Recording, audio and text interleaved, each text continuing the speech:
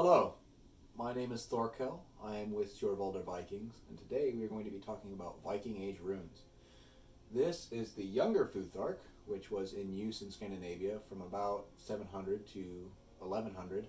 And the reason I'm doing this instead of the elder Futhark, which is more popular, is because Sjorvaldar is based in the Viking Age from 793 with the raid on the monastery island of Lindisfarne to 1066, which is the Battle of Hastings, which is the famous battle, and the Battle of Stamford Bridge, which is the less famous battle. Our group is centered in right about 850, 950, so these runes are well in use during this time period. I'm going to say the names of the runes. I'm going to say some of the sounds that are in use for the names, and then I'm going to provide an example of using them because they are phonetic. We don't have to care about I before E rules here. We just need to care about what sound goes where. Let's get started. First we have fe, which makes an F or a V sound. And you wouldn't make it with your teeth and your lips like this. F, f, v, v. You would make it with your lips together like this. F, f, v, v. And the only difference between an F and a V is you're shaking your voice box. Ah, ah, ah, ah. Next we have ur, which makes an oo sound. We have thurs, which makes a th sound. And it makes a th sound for th, like thistle, and it makes a th sound like the, like in this. Next we have os. Os makes an sound. It's farther back, and we tend not to, and by farther back I mean farther back in your head is where you're making it, farther back in your mouth is where you make this sound. Modern English tends not to have this, but this might be what you use if you were to describe writing a door. They don't have do, so much represented in these runes, but might be door. People would know what you were saying. Next we have reid. This is a nice R sound. It's a trilled R sound. Next we have kaun, which is a K sound. Hagal, which is an H sound. Nauður, which is N. Next we have is, which is E. It looks like an I, but in modern English, I is actually made up with two vowels, with E, I. That word's called a diphthong. And then you have those two vowels next to each other. Next we have R, and that comes out being like like an ash. Then we have sol, which makes an S sound, and because of the way alliteration works in Norse poetry, this might stand in for your SH or your ST or your CH of sh, sta, and cha sounds. Tyr is a T, and it's tyr, not tier, I misspoke. Tyr. Then we have bjarken, which is a B. We have maður, which is an M. Logur, which is an L. And there's the logur of la, where you're basically just touching your tongue up kind of behind your teeth, la. And then ur, which is the R sound without the trill. This is the trilled R. This is the untrilled R. So, r. The way that you pronounce words in Old Norse is different than modern English because there's stress on the first syllable in a word. So náður and hagal, you're saying the first part, the first syllable, really strong. You're really stressing it, and then the secondary part, the al and is less pronounced. And this is why in modern English we really like things that rhyme. If you think of Dr. Seuss books rhyme because we pronounce the end as much as we pronounce the beginning. But Old Norse poetry, which we'll get onto later, alliterates because they really hammer on that first part. That's what's really gets pronounced very particularly.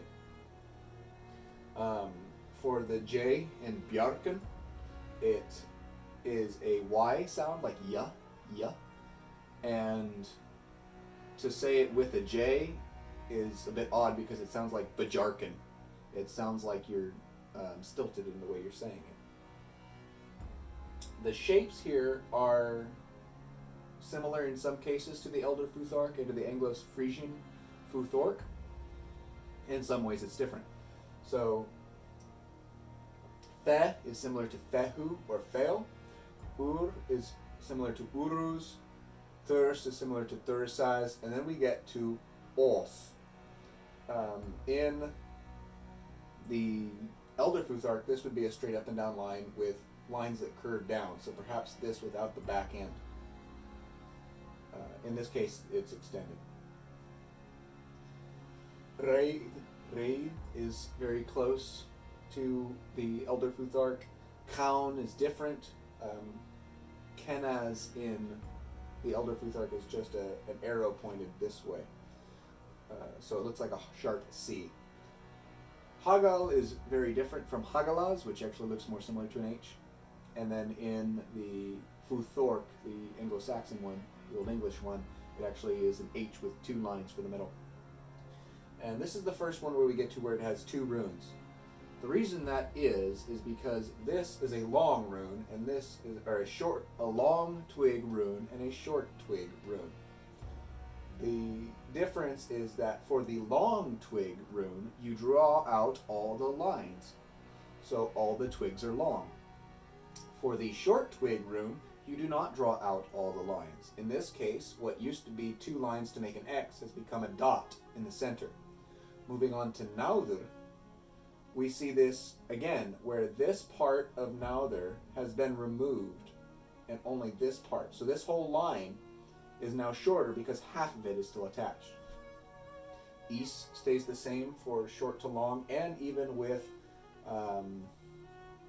there is staffless runes or staveless runes, which are going to be outside of the purview of this video, but even in that case, Is stays the same, and it's the same across the other Futhark and Futhark as well. Ar, you see in its short twig side, it has part of it taken off.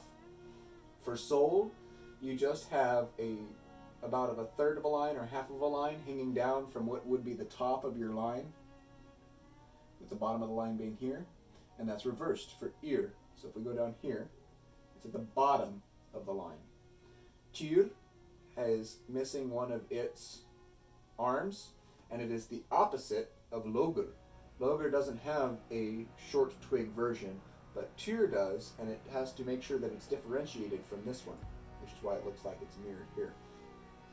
Bjarken is, I think, the most radically different from what it is in long rune, or long twig rune, and it ends up looking similar to Ansu's, what Ansu's might look like in other, or maybe even Fehu. So if this had straight lines, it would look kind of like Bjarken in short twig runes. Mother is a straight up and down line, and like Hagel, we're using a dot. But unlike Hagel, we're moving the dot all the way up to the top. Logr stays the same, and Ur has that straight up and down line at the bottom. Now that we've kind of gone through here, let's pick a Viking name that we can write in runes. And you can use this practice to extend to writing your own name, or if you have quotes you like, or if there's other stuff that you'd like to write in runes, you can use the same process. Remember what I said at the beginning, where we can use these runes phonetically. It means everything we do, we just sound it out. There's no I before E rules, where we have to spell read, as in reading a book, different from reading, or from read as in the thing that grows in the water. We don't have to care about right versus right, in that we have the right as in writing, and then right as in right versus left, which makes it easy on us because once we know the sounds, we can write that word over and over again. We don't have to differentiate that way. So let's do Eric first. We know that we want to start off with the consonants because the consonants are what we have more of. We have more consonants which are like B and G and H and D. And Eric is easy because we have a R and we have a K. So now we need the vowels to go in the middle. I think we're going to use the R, which makes that ash sound, ah, and is. Instead of having an I sound, we're going to go E. So R, E, K. So instead of being Eric, it becomes Arik. If you wanted to use a word that is like, let's spell shot, like you shot someone with a bow and arrow. We don't have an SH. And putting Sol and Hagal next to each other aren't going to give you the same SH sound like it does in English. It would be better to use the S and then the O and T. So Sol, Os, T to make that. Even though you don't have the H, people will know by the context because you're not writing just, now we're getting to the point where we're writing out words that aren't just alone. We're writing words in a sentence.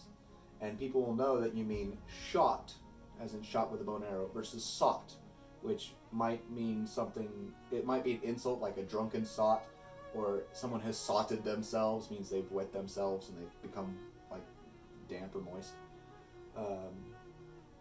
And this is good to know because most of the runic inscriptions that we see are on big monuments where it says, I, such and such person, have been paid by such and such person to talk about this third person and why they're great.